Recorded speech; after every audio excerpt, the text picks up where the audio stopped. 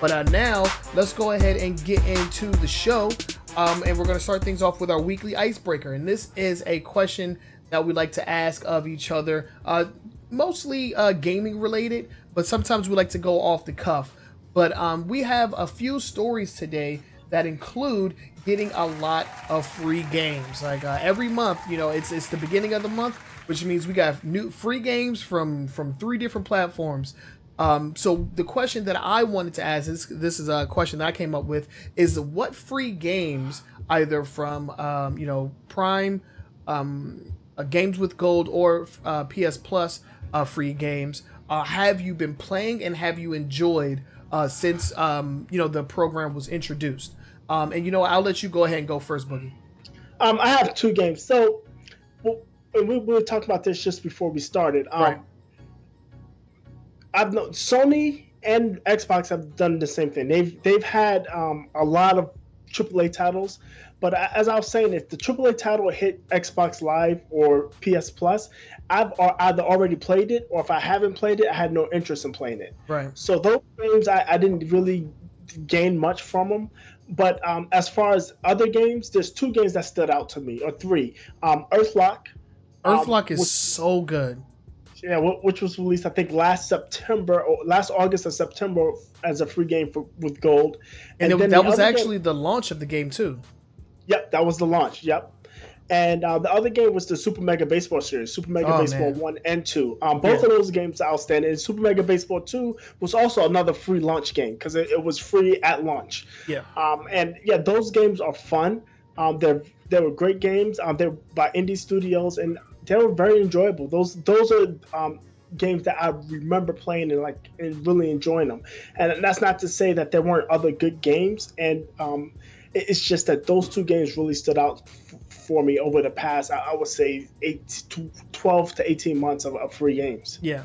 And I agree with you on most of that. Most of the AAA games that come out on Games for Gold or PlayStation Plus, I already own. It's been not Steam, but the Prime games that have been introducing me to a lot more indie games. I haven't really gotten a chance to play a lot of them, but at midnight, last night before, when it hit actual July 1st, I was actually able to go ahead and download the most recent game on Xbox Live, the Xbox Games for Gold, and we'll talk about it a little bit more here in the show. But man, that game is so fun. It's the Assault Android Cactus.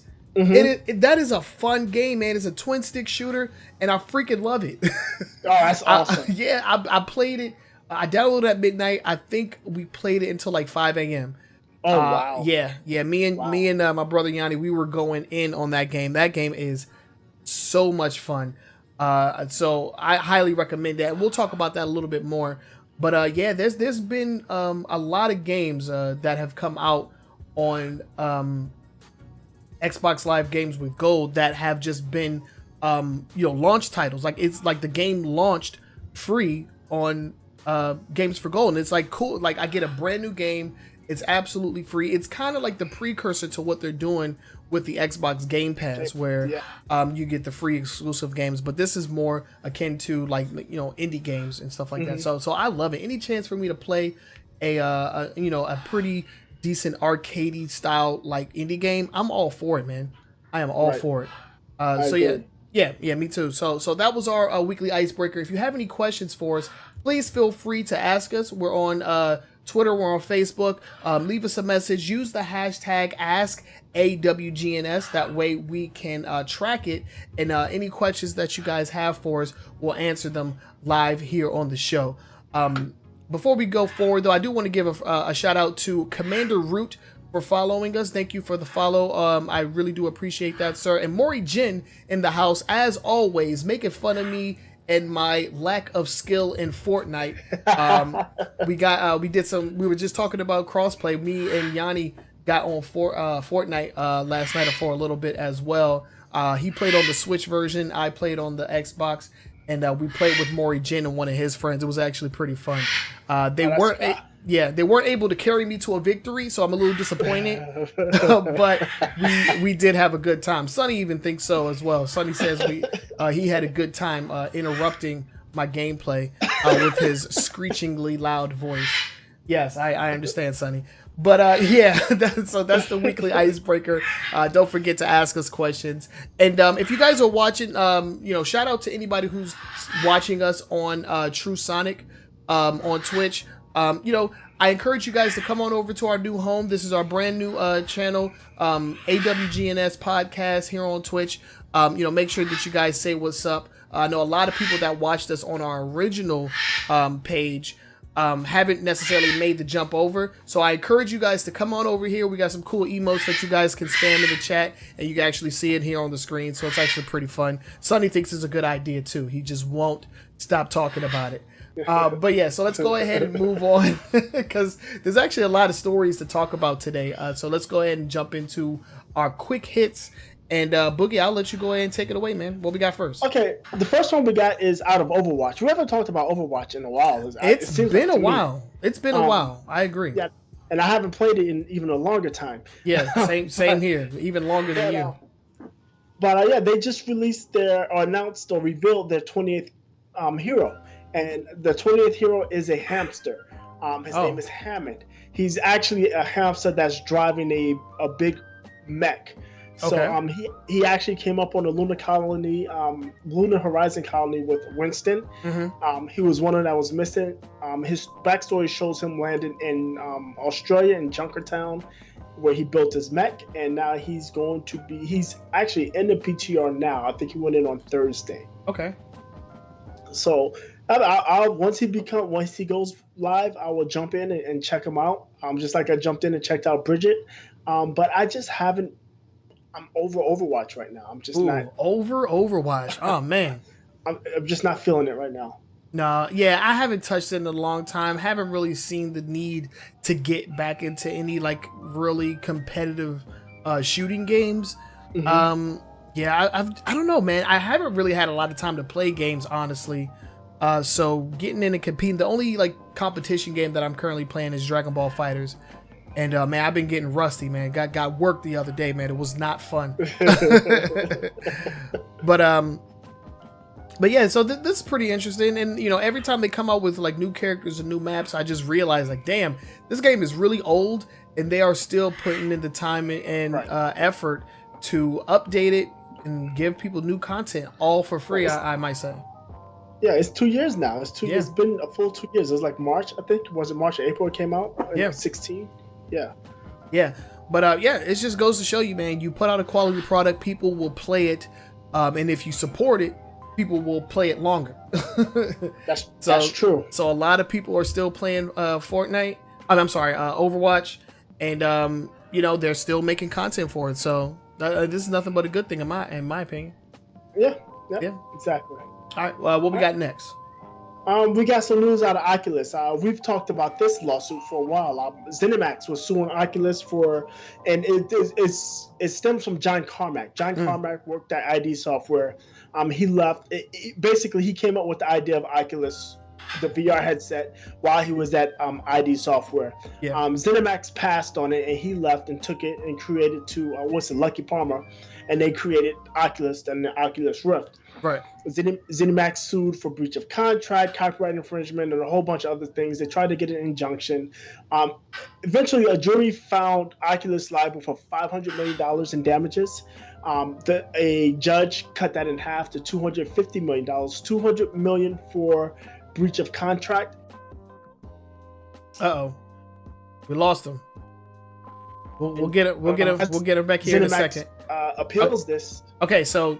You said $200 million for breach of contract, and then what else? And $50 million for copyright infringement. Okay. So yeah, Skype is just being the worst. Yeah, it's bad.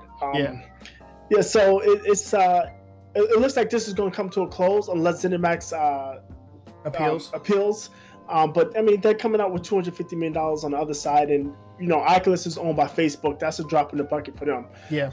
I think Mark Zuckerberg might have that in his piggy bank or something. Yeah, he might have it in his back pocket.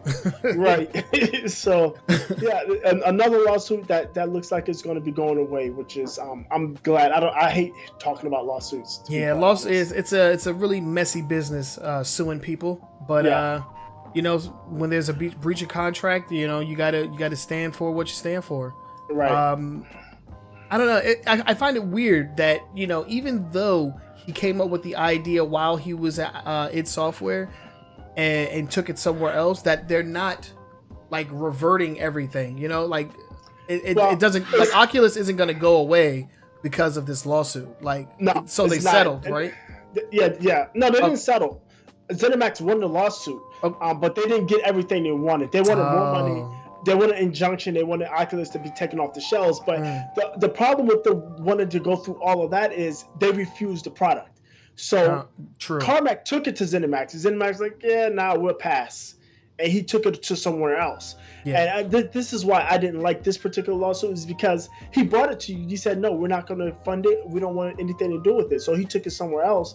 And when it becomes successful, now you're going to sue. I think that's nonsense. But it is. But when you come up with an idea when you're under contract, like that idea doesn't belong to you, man. Exactly. Like once it's presented, it doesn't belong to you anymore. Right. Exactly. And that's where the problem comes. That's why they won. That's like a glitch in the copyright law. Right. Okay. Because the proper way to have done it is, it's eventually Carmack and Lucky Power would had to have licensed it from ZeniMax, even though they refused the product. They would have had to license it from them before they can go forward with it, and that's what they didn't do. Okay. So not shutting anything down, but they did, I guess, take away freaking Zuckerberg Sunday fun for a week. Yeah. But. Okay, there we go. Yeah, lost you for a second. Just wait for it to come back. Yeah. I don't know what's going on with Skype today. But yeah, so we have a couple more quick hits. Let's go ahead and jump into the next one. This one is pretty interesting. This is right in our wheelbarrow here. Oh, yeah. Corsair is buying Elgato. If you're unfamiliar with Corsair, they're popular in they're popular in streaming. I mean, a lot of big keyboards and mice, but they also are big in the PC builder field, because they have a lot of they have top-notch coolers, memory, power supplies. They have all of the parts, cases.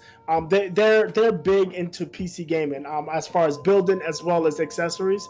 Okay. And it looks like that they're taking Elgato's streaming business. They're going to get the pop-up green screen, the capture card business, and the Stream Deck. Yeah, and Elgato has a smart home business, and they make light switches, thermostats, outlets, and smart stuff like that. They're taking that and spinning that off. I think they're going to be called Eve, and Corsair's taking over Elgato. So yeah, I mean, and that's a big move, because Elgato has definitely made a name for themselves in gaming over the last couple of years. Mm-hmm. Before Elgato, the big name in like streaming hardware was, oh god, I don't even remember what the hell they were called. Hauppauge. Remember those guys? Oh yeah, Hauppauge. Yeah. It was all about Hauppauge. Yeah, they made the DVR cards, the TV tuners. Yep. I had both an external and an internal Hauppauge over the years. But yeah, once I got my first taste of Elgato, it was no going back. And now I have the Stream Deck, which I'm currently using right now, and I also have the pull-out projector green screen that I'm not using right now, which is why you can see my lovely room. And how bland it is. But I have the Stream Deck just like you, and I bought a capture card that I'm going to put on my PC build once I get home. Yeah. So so it's going to be super interesting to see like if they just go with the status quo. Is it still going to be under Elgato, like because I feel like changing the brand name would be dangerous. I don't think so, just because Corsair is already a big name in PC gaming. So for it to go from Elgato to Corsair, I don't think that's going to really trip them up as if it was Going to somebody that's unknown, say if like Microsoft bought it or just some random Chinese company, is one thing. But for somebody that already has a huge name in the market that this particular device is in, I don't think it's going to be that huge of a deal if they branded it as Corsair. It'd be interesting to see. I think even the Corsair brand probably has more weight to it than the Elgato, especially when you're looking at like the internal cards that they offer. If it's a Corsair streaming card, it's more likely that a person will pick it up because again, they're a trusted name, especially with their memory. They have good memory. They make good memory. That's what I have in my old build. It's been never had a problem with any Corsair memory. So yeah, I think it's either way they take it, I think they'll be fine. Okay. Yeah, that's cool. That's cool because like somebody like me, I built my PC like a few years ago, and I didn't use any Corsair equipment. So this is the first time I'm actually hearing of the company. But Elgato has been a name in my circle for quite some time. I would hate for that particular brand to go away, just because it's a brand that I trust, and like Corsair is kind of an unknown to me personally. Right. So to people like me that like what they have and aren't really like open to like new stuff, it might be a little jarring, but if you say that they are in the same field, then it may not be too much of a deviation. So I mean, it's pretty cool. It's also good that they're being bought by somebody who knows how to take care of like something like this, Right, exactly. They're already in the business. They're already in the business, so they don't have to start from the ground up. That's actually pretty cool. And last in our quick hits, we have oh my goodness, man, we have quite the story because Shaq-Fu, The Legend Reborn was released not too long ago. It's a 2.5D side-scrolling beat-em-up that features Shaquille O'Neal in all of his kung fu glory. It's a spiritual successor to the 16-bit 2D fighter called Shaq-Fu, which is rated one of the worst games in history. One of the worst games in history. It recently came back and it's getting its first DLC pack, which will feature former President Barack Obama. This is my favorite story. I'm actually going to buy this game. Oh Lord! Once the DLC comes out, because this makes me I want to play it. It's just hilarious, and the fact that it's called Dirty Barry, what's it called? Barack Fu, The Adventures of Dirty Barry. This is just awesome. I can't. And Shaq-Fu is just one of those one-off games. You can't expect much from it. It's going to be a parody. It makes fun of itself, so it's not going to be taking itself serious. And this is just something fun. It's just it's a beat 'em up game, and it's using fun characters. I like this. There's a villain in there called Kanye. God. It's just really off the wall, and I like that. I like that they're not taking themselves seriously, and this is further proof that they're really not taking themselves serious. Oh yeah, they definitely can't be taking themselves seriously with something like this. I'm surprised that the former president signed on for this or allowed for this to happen. He didn't, and so that's what I was concerned about. It's like, he okay with this? And they can get away with it because they're calling it a parody, right? So it's just freedom of expression, that type of thing. So I don't think. I mean, is this going to really hurt his legacy or hurt his the public opinion of him? No, not really. Well, I'm pretty sure there's a couple of Fox News anchors that will definitely go at him, right? Holding a freaking gun and shooting people in a video game. But yes, true. That's a story for another episode. That's true. But I think it looks fun. It looks fun. I mean, I'm a fan of beat 'em ups. Normally I would try something like this, but I really didn't want to support Shaq-Fu because the original was one of the worst games ever, and I was like, I'm not putting any. This was actually a Kickstarter game, I believe. Yeah, I think the original game was kickstarted. Yeah, definitely. Yeah, it was definitely crowdfunded. Yeah. Yeah, I'm pretty sure we'll see it trending if it isn't already trending on Twitter, with like politics taking its course when it comes to something that has nothing to do with politics. But but yeah, this just is silly. You know what? When you play it, let me know how it is. I will. I definitely will. All right, guys, and that is our quick hits for today. Any stories that you want to submit to us will most likely be entered into our quick hits. So make sure that you send us your favorite stories or anything that happened over the week in the world of gaming, and we'll cover it. We'll give you our opinion on it, and we'll also shout you out here on the show as well.